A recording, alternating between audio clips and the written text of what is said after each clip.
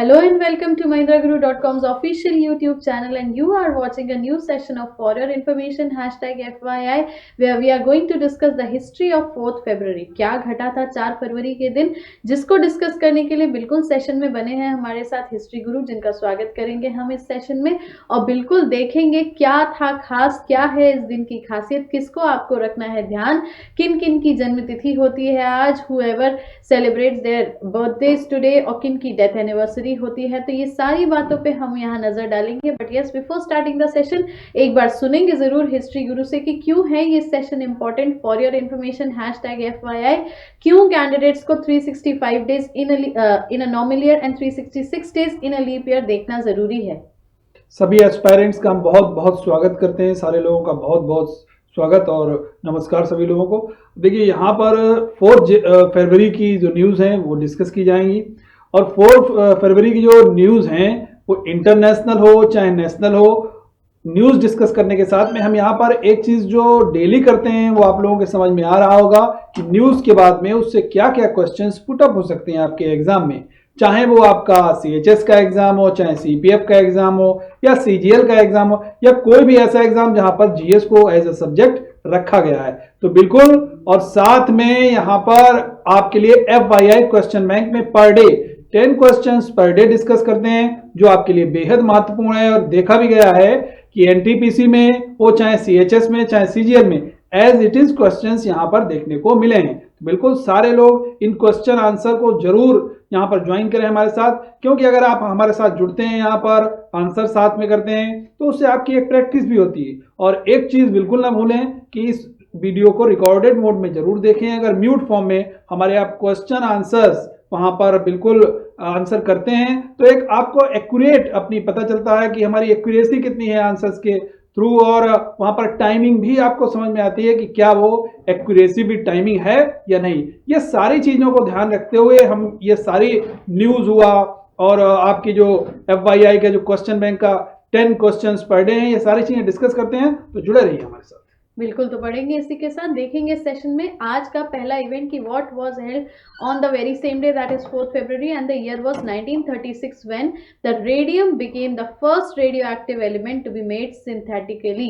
That means कहीं ना कहीं सर आर्टिफिशियली रेडियम को बनाया गया था पहली बार, जो कि एक रेडियो एक्टिव एलिमेंट है डेफिनेटली। तो 1936 was the year, 4th February was the date. What more important is in that? जी बिल्कुल मैम, यहाँ पर ये न्यूज़ बहुत इंपॉर्टेंट है क्योंकि आज ही का वो दिन था और वर्ष था 1936, जब इसको प्राकृतिक तरीके से ना होकर के एक आर्टिफिशियल तरीके से यहाँ पर रेडियम का निर्माण किया गया था। और रेडियो एक्टिव एक एलिमेंट है, सारे लोग जानते हैं। अब एग्जाम ओरिएंटेड, ये तो न्यूज़ की बात रही जो आज ही के दिन ये घटना हुई थी। तो अब हम आपके एग्जाम ओरिएंटेड क्वेश्चन बिल्कुल यहाँ पर बात करते हैं। अगर आपसे ये पूछा जाएगा रेडियम को हम किससे प्रदर्शित करते हैं और इसका एटॉमिक नंबर कितना है, ये क्वेश्चन ये बन सकता है। RA से इसको प्रदर्शित करते हैं और इसका एटॉमिक नंबर होता है 88, यानी कि इसका एटॉमिक नंबर कितना है 88। एक तो ये क्वेश्चन आपका बन सकता है।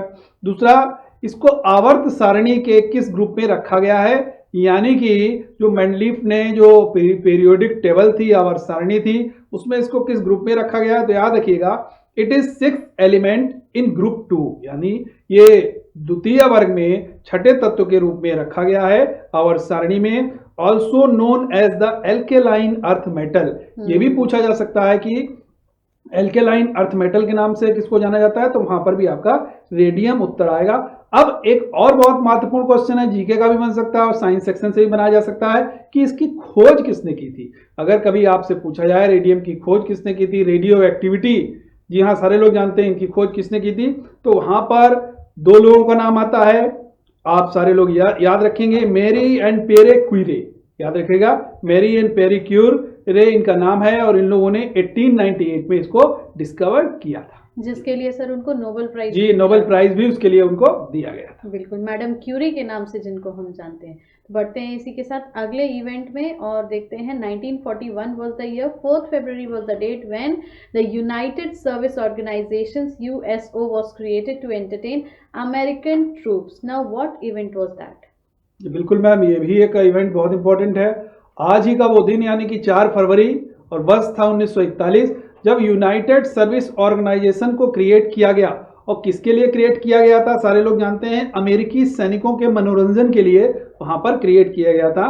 तो यूनाइटेड सेवा संगठन इसको बोलते हैं हिंदी में, यूनाइटेड सेवा संगठन अमेरिकी सैनिकों के मनोरंजन के लिए बनाई गई एक संस्था है, एक बॉडी है। और इसको फोकस किस चीज पर किया गया था, याद रखिएगा, जो यूएसओ का जो मेनली फोकस था वो अमेरिकन मिलिट्री सर्विस पर था।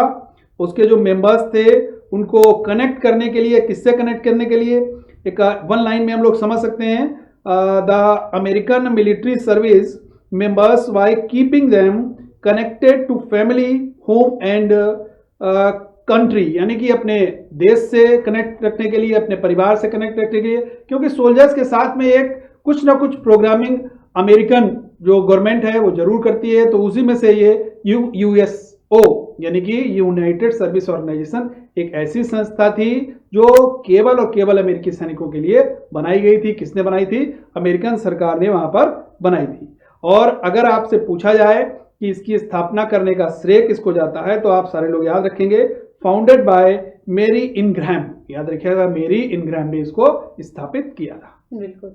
बढ़ते हैं आगे, देखते हैं अगला इवेंट जो हुआ था 2004, द मोस्ट इंपॉर्टेंट हम इसको कह सकते हैं, 4 फरवरी। Facebook, a mainstream online social networking site, was founded by Mark Zuckerberg.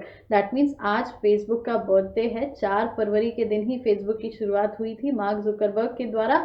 तो यस, अ सेल्फ डिफाइंड इवेंट। बिल्कुल सेल्फ डिफाइंड है। और आज की अगर मैम डेट की बात करते हैं या आज के टाइमिंग की बात करते हैं, जैसा कि फेसबुक से शायद ही कोई हो जो यूजर फेसबुक पर ना हो। अगर आपका कोई मित्र छूट भी जाए, बिछड़ जाए मित्र, तो बहुत पुराने मित्र जो आपके साथ में पड़े हुए हैं, अगर हम लोग फेसबुक पे सर्च करते हैं तो एक बहुत बिगेस्ट सोशल नेटवर्किंग साइट के थ्रू फेसबुक ने प्रसिद्धि पाई है। और आज ही का वो दिन था 4 फरवरी 2004 को, जब इसकी स्थापना की गई थी। और स्थापना करने वाले थे कौन? बिल्कुल सारे लोग जानते हैं, मार्क जुकरबर्ग। हालांकि मार्क जुकरबर्ग तो सीईओ ऑफ फेसबुक हैं, लेकिन 4 लोग जुड़े हुए थे जब इसकी स्थापना की गई थी। उनके नाम मैं जरूर लेना चाहूंगा जो संस्थापक सदस्यों में गिने जाते हैं। याद रखिएगा, एडुआर्डो सेवरिन पहला नाम है, दूसरा एंड्रयू मैकुलम दूसरा नाम है, थर्ड है डस्टिन और मॉस्कोविच, और फिर लास्ट नाम है क्रिस हेक्स। ये 4 लोगों के सहयोग से मार्क जुकर साहब ने फेसबुक की स्थापना की थी। अगर आपसे कभी ये पूछा जाए कि फेसबुक का हेडक्वार्टर कहां पर है, देखिए क्वेश्चन बिल्कुल बन सकता है, क्योंकि फेसबुक एक बहुत बड़ी सोशल नेटवर्किंग साइट है, इसलिए इससे क्वेश्चन बन सकता है। और सारे लोग फाउंडर का नाम तो जानते हैं, लेकिन हेडक्वार्टर से बहुत कम लोग वाकिफ होंगे, तो बिल्कुल हम यहाँ पर जरूर बताएंगे। अगर आपसे कभी भी हेडक्वार्टर के बारे में पूछा जाए, मेनलो पार्क, याद रखिएगा मेनलो पार्क, ये है कहां पर? कैलिफोर्निया में स्थित है। और ये है कहां की साइट, किस कंट्री की है, किस कंट्री में स्थापित की गई, तो अमेरिका वहां पर नाम होगा। और एक और बहुत महत्वपूर्ण इसकी बात मैं जरूर बताऊंगा अपने जो भी एस्पायरेंट्स हैं, पर मंथ अगर हम बात करते हैं तो 1.86 मिलियन लोग हमारे साथ में फेसबुक पर जुड़ते हैं और फेसबुक पर एक्टिव होते हैं। तो इतने सारे नए यूजर यहाँ पर जुड़ते हैं, जो कि अमेरिका के द्वारा एक प्रॉफिट के लिए इसका निर्माण किया गया था। बिल्कुल। और कहीं ना कहीं अगर हम बात करें तो सोशल नेटवर्किंग का ये साइट है जिसने कहीं ना कहीं व्हाट्सएप को भी टेक ओवर किया हुआ है। तो कनेक्टिविटी की जब भी बात आती है तो फेसबुक की counting definitely top most position पे पाई ही जाती है। चलिए बढ़ते ही इसके साथ देखते हैं बर्थडे, किन किन की जन्म तिथि होती है, किन का बर्थडे सेलिब्रेट होता है आज 4 फरवरी के दिन में। तो first personality which we have that is Birju Maharaj, and yes the cultural personality, a self defined name, क्योंकि बिरजू महाराज जी का नाम जब भी आता है तो ये कहीं ना कहीं खुद में अपनी खासियत खुद ही बताते हैं। 1938 was the year, 4th February was the date when he was born। जी बिल्कुल, बिरजू महाराज बहुत प्रसिद्ध पर्सनालिटी हैं, सारे लोग हमारे एस्पायरेंट जानते हैं। बिल्कुल याद रखिएगा, फेमस कथक डांसर, याद रखिएगा फेमस कथक डांसर हैं और एक शास्त्रीय गायक भी हैं, यानी कि क्लासिकल सिंगर भी रहे हैं ये। बिल्कुल, और इनको पद्म विभूषण सम्मान से भी नवाजा गया है भारत सरकार ने। अगर इनके जन्म की बात करते हैं तो इनका संबंध भी अगर कभी आपसे पूछा जाए किस घराने से संबंध रखते थे, तो बिल्कुल इनका जन्म लखनऊ के एक बड़े कथक घराने में हुआ था। अच्छन महाराज जी का नाम सारे लोग जानते हैं, इनके पिताजी का नाम अच्छन महाराज था, जो कि लखनऊ में रहते थे। और उसके बाद में ये काफी स्ट्रगल करने के बाद में, चूंकि इनके पिताजी का देहांत हो गया था, उसके बाद में चूंकि इनका पालन पोषण शुरुआत तो बहुत अच्छे तरीके से हुई थी, लेकिन उसके बाद में जब इनके पिताजी की देहांत हो गया तो उसके बाद में इन्होंने बहुत स्ट्रगल किया। स्ट्रगल करने के बाद में कथक को एक नया नया मुकाम दिया और अपने आप को भी एक प्रसिद्धि दी। अगर कभी भी कथक का नाम लिया जाता है तो बिरजू महाराज जी का नाम वहां पर जरूर आता है। बिल्कुल, क्योंकि कथक की अगर हम बात करें सर तो एन एक्सप्रेसिव डांस फॉर्म के रूप में हम जानते हैं, एक्सप्रेशंस का बहुत रोल होता है। बीइंग अ मेल पर्सन, अगर कथक में इनकी उपलब्धि है तो ये कहीं ना कहीं out of the world achievement रहा है, क्योंकि जैसा कि हम जानते भी हैं कि विमेन्स आर मोर एक्सप्रेसिव। तो उस पोजीशन पे या उस स्टेज पे अगर बिरजू महाराज जी का नाम कथक से या कथक को बिरजू महाराज जी के नाम से जाना जाता है तो कहीं ना कहीं ये बहुत बड़े अचीवमेंट की बात होती है। अगली पर्सनालिटी की अगर हम बात करें तो yes we have Bhimsen Joshi. तो अगेन पंडित भीमसेन जोशी जी हैं, अगर पूरा और सही नाम लिया जाए तो 1922 was the year, 4th February was the date when Bhimsen Joshi was born। तो अगेन कहीं ना कहीं सर ये पूरा का पूरा बर्थडे चाहे महाराज जी का हो चाहे भीमसेन जोशी जी का हो, कल्चरल डे के फॉर्म में सामने आ रहा है। बिल्कुल, जैसा कि हम कई बार अपने एस्पायरेंट्स के साथ में ये बात शेयर करते हैं, अगर किसी दिन लिटरेचर पर्सनालिटी का एक डे होता है वहां पर हमको बहुत सारे बर्थडे लिटरेचर पर्सनालिटी से देखने को मिलते हैं। यहाँ पर आज कल्चरल पर्सनालिटी से और कह सकते हैं क्लासिकल एक जो सेक्टर है वहां से हमको देखने को मिल रहे हैं। उनमें से ही एक हैं पंडित भीमसेन गुरुराज जोशी। पूरा नाम इनका क्या था? पंडित भीमसेन गुरुराज जोशी जी इनका पूरा नाम था। इंडियन क्लासिकल सिंगर थे, यानी कि हिंदुस्तानी शास्त्रीय गायक थे। और किराना घराना, याद रखिएगा ये कई बार पूछा गया है, किराने घराने से ताल्लुक रखते थे। और किराने घराने के अब्दुल करीम खान से ये बहुत प्रभावित थे, उनसे ये सीखना चाहते थे, लेकिन उनके जो गुरु थे, उनके जो शिष्य थे, उनसे इन्होंने शिक्षा दीक्षा ली थी। और ये कुछ चीज़ों के लिए बहुत जाने जाते हैं। अगर इनके गायनों में बात करें, ख्याल, ठुमरी, भजन, इन गायनों में इनको महारत हासिल था। और इन सारी कलाओं के लिए इनके जो क्षेत्र है, इस क्षेत्र के लिए इनको भारत सरकार ने भारत रत्न यानी कि जो सर्वोच्च सम्मान है, नागरिक सम्मान, उससे भी नवाजा। 2008 में इनको भारत रत्न सम्मान से भी नवाजा गया। 1972 में पद्मश्री सम्मान दिया गया इनको, और पद्म भूषण सम्मान 1985 में, और पद्म विभूषण सम्मान से इनको 1999 में नवाजा गया। तो इनके सम्मान से जरूर याद करके जाइएगा, ये किस घराने से संबंध रखते थे बिल्कुल याद करके जाइएगा। और सबसे इंपॉर्टेंट क्या है कि इनको भारत रत्न कब दिया गया, क्योंकि ये क्वेश्चन कई बार बना है और आपके कमिंग एग्जाम्स में भी बन सकता है। बिल्कुल। नेक्स्ट पर्सनालिटी की अगर हम बात करें तो बिल्कुल M.A. आयंगर जी का बर्थडे भी आज ही के दिन सेलिब्रेट होता है। 1891 was the year, 4th February was the date when M.A. Iyengar ji was born। तो बिल्कुल सर M.A. आयंगर जी के सोशल कॉन्ट्रीब्यूशंस क्या रहे? जी बिल्कुल मैम, M.A. आयंगर जी की अगर हम बात करते हैं तो सबसे पहले याद रखेंगे कि सारे लोग जानते हैं कि अगर आपसे कभी पूछा जाए लोकसभा के फर्स्ट स्पीकर कौन थे, तो सारे लोगों का आंसर आता है कि लोकसभा के फर्स्ट स्पीकर G.V. मावलंकर साहब थे, यानी कि गणेश वासुदेव मावलंकर साहब। लेकिन अगर कभी आपसे कोई पूछे, और पूछा भी गया एग्जाम में, और ज़्यादातर हमारे एस्पायरेंट इस क्वेश्चन का आंसर नहीं दे पाए थे वहाँ पर, तो इसीलिए हमने इस न्यूज़ को डिस्कस करने का बिल्कुल फैसला किया। और डिटेल में यहाँ पर बताते हैं।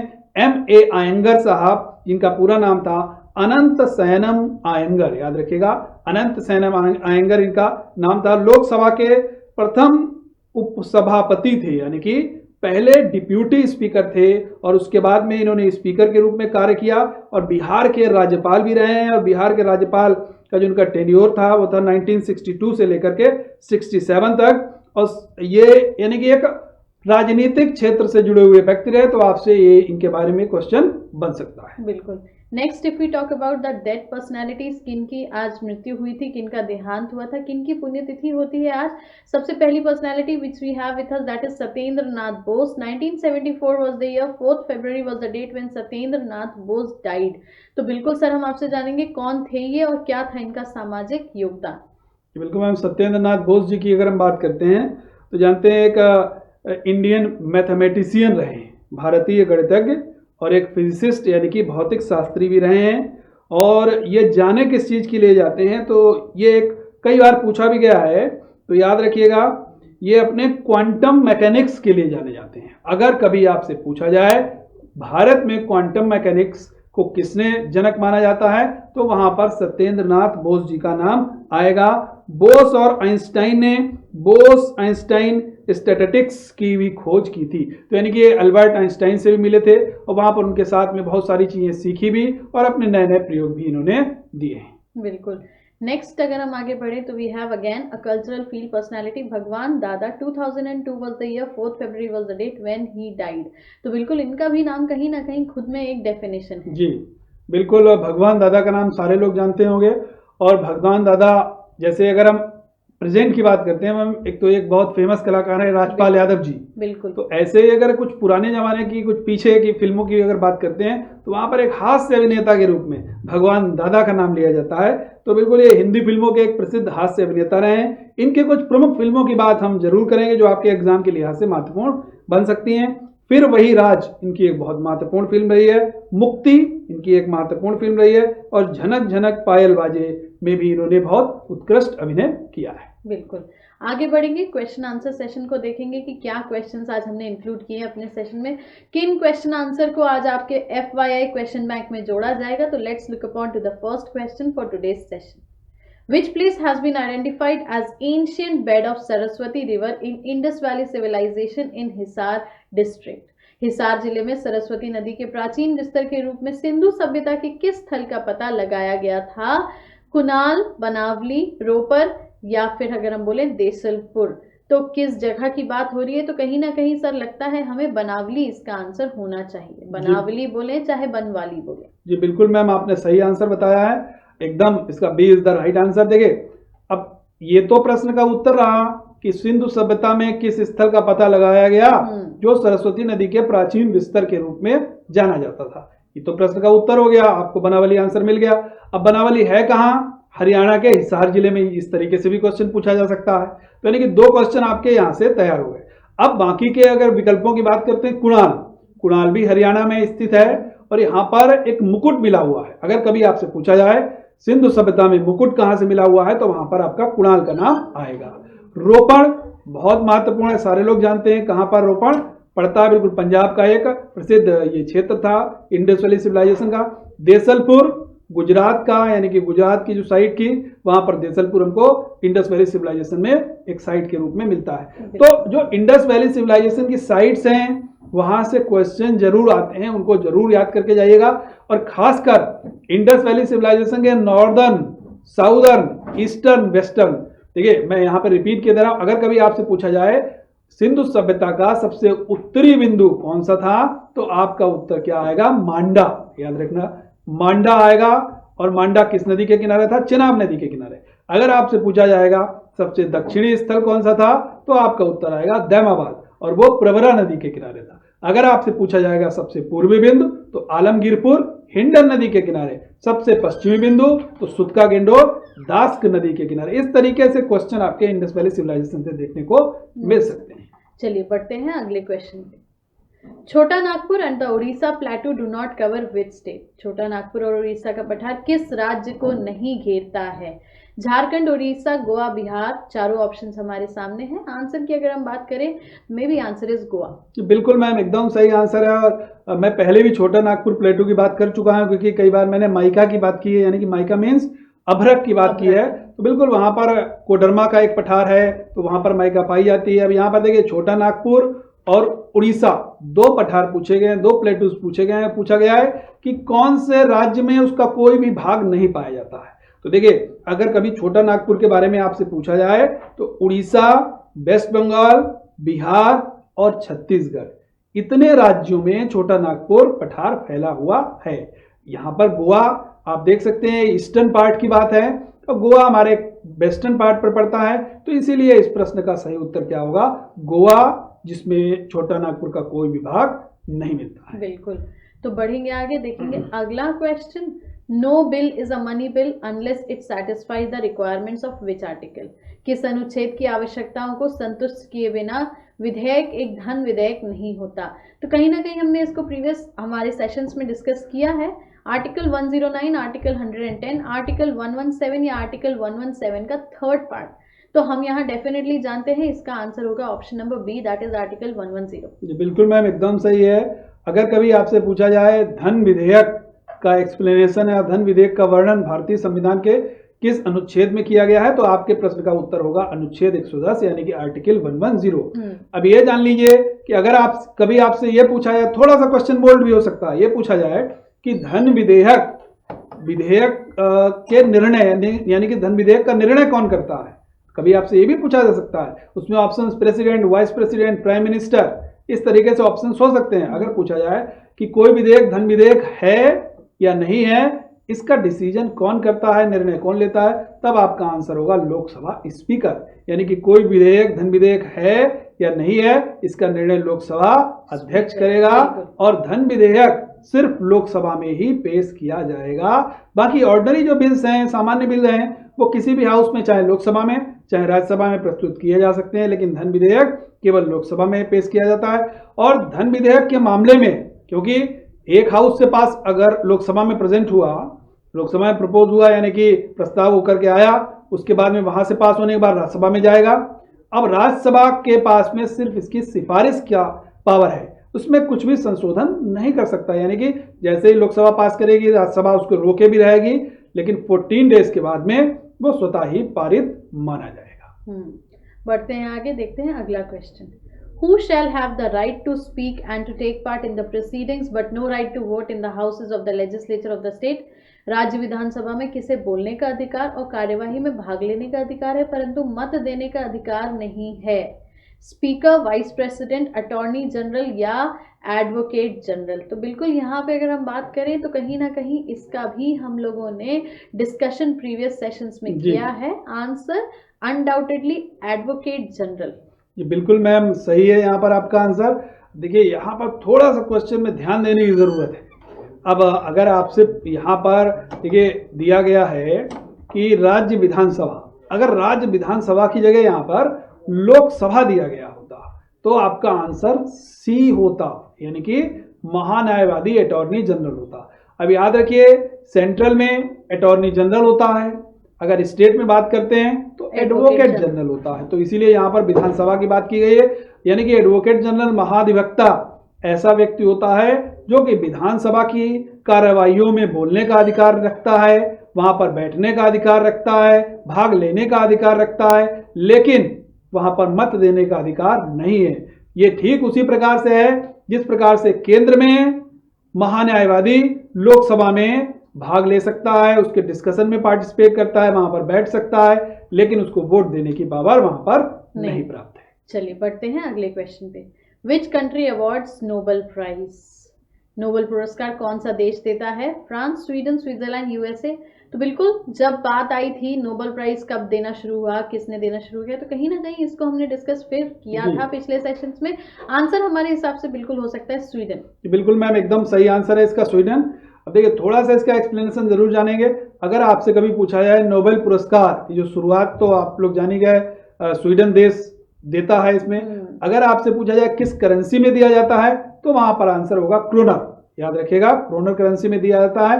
दूसरा, नोबेल पुरस्कार पहली बार कब दिया गया था? 1901 में इसकी स्थापना की गई थी, पहली बार दिया गया था। और डायनामाइट के जो आविष्कारक थे, फाउंडर थे doctor Alfred Nobel, doctor Alfred Nobel के नाम पर ही नोबेल पुरस्कार की स्थापना और शुरुआत की गई थी। बिल्कुल।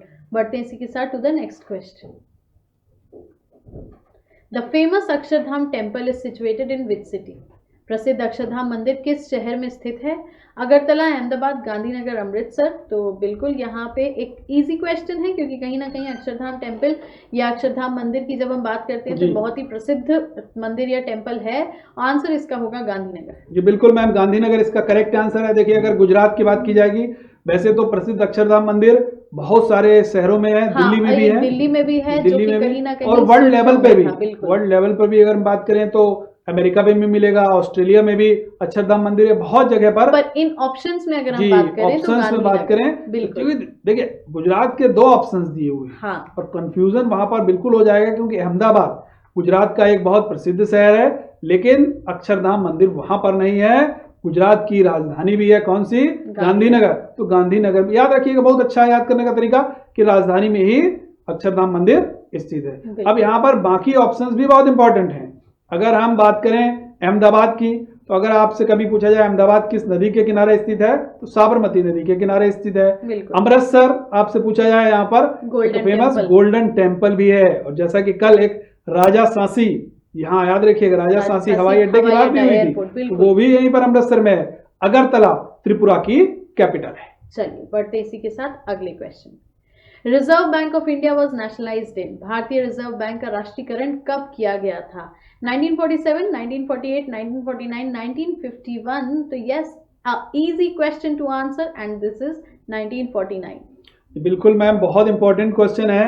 आरबीआई की बात आती है, आरबीआई सबसे पहले जान लें कि हमारे इंडिया का एक सेंट्रल बैंक है, यानी कि सेंट्रल बैंक ऑफ इंडिया है आरबीआई। सारे बैंकों को कंट्रोल, जी बैंकर्स ऑफ द बैंक, यानी कि सारे बैंक्स को कंट्रोलिंग एंड रेगुलेटिंग पावर किसके पास में है? भारतीय रिजर्व बैंक के पास में है, जिसकी स्थापना की गई थी 1 अप्रैल 1935 को। उसके बाद में नेशनलाइजेशन करने की बात आई, क्योंकि 1 अप्रैल 1935 किसका टाइम था? अंग्रेजों का टाइम था, उस समय स्थापना की गई। उसके बाद में जब इसके राष्ट्रीयकरण की बात आई तो 1 जनवरी 1949 को इसका राष्ट्रीयकरण किया गया, यानी कि इस प्रश्न का सही उत्तर 1949 है। लेकिन बाकी के जो ऑप्शंस हैं उन पर भी हम गौर जरूर फरमाएंगे। 1947 बहुत इंपॉर्टेंट डेट है। 15 अगस्त 1947 को हमारा देश आजाद हुआ था, इसीलिए हम स्वतंत्रता दिवस के रूप में मनाते हैं 15 अगस्त को। 1948 बहुत इंपॉर्टेंट डेट है, सारे लोग जानते हैं। 30 जनवरी 1948 को महात्मा गांधी जी की हत्या की गई थी, यानी कि नाथूराम गोडसे ने उनको गोली मार के हत्या की थी। कहां पर? नई दिल्ली के बिरला हाउस में, वहां पर हत्या की कर दी गई थी। इसलिए शहीद दिवस भी 30 जनवरी को मनाया जाता है, जैसा कि हम लोगों ने डिस्कस भी किया है। अब यहाँ पर 1951 बहुत फेमस डेट है।